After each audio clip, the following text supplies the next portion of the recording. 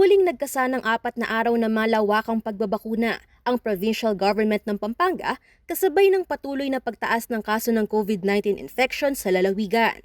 Sinimula ng mass vaccination ngayong araw na tatagal hanggang January 28 sa Robinson's Starmy sa siyudad San Fernando.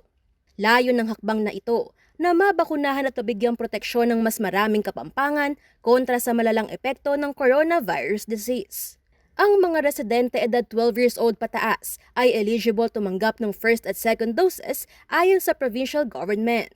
Maaari ring magbakuna ng booster shot sa mga kabalin na nakakumpleto na ng kanilang primary vaccine ng at least 3 buwan.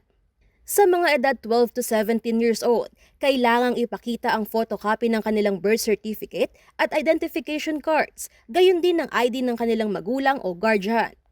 Sa mga adult, huwag din daw kalimutang magdala ng photocopy ng inyong ID at vaccination cards. Magdala rin ng sariling ballpens.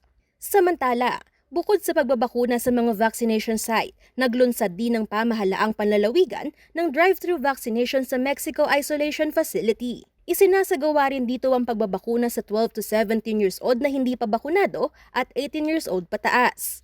Bukas din ito para sa mga hindi pa kumpleto ang kanilang bakuna at sa mga nais magpa-booster. Parehong requirement din ang kakailanganin para sa drive-thru vaccination.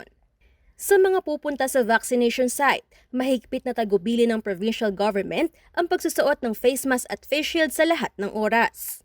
Sa mga nais magpabakuna at magpa-booster, maaaring i-download ang form online. Pumunta lamang sa official Facebook page ng Pampanga PIO. As of January 3, nasa 5,846 ang aktibong kaso ng COVID-19 sa lalawigan. Sa bilang na ito, 302 ang mga bagong kasong naitala. Angelica Cara, CLTV News.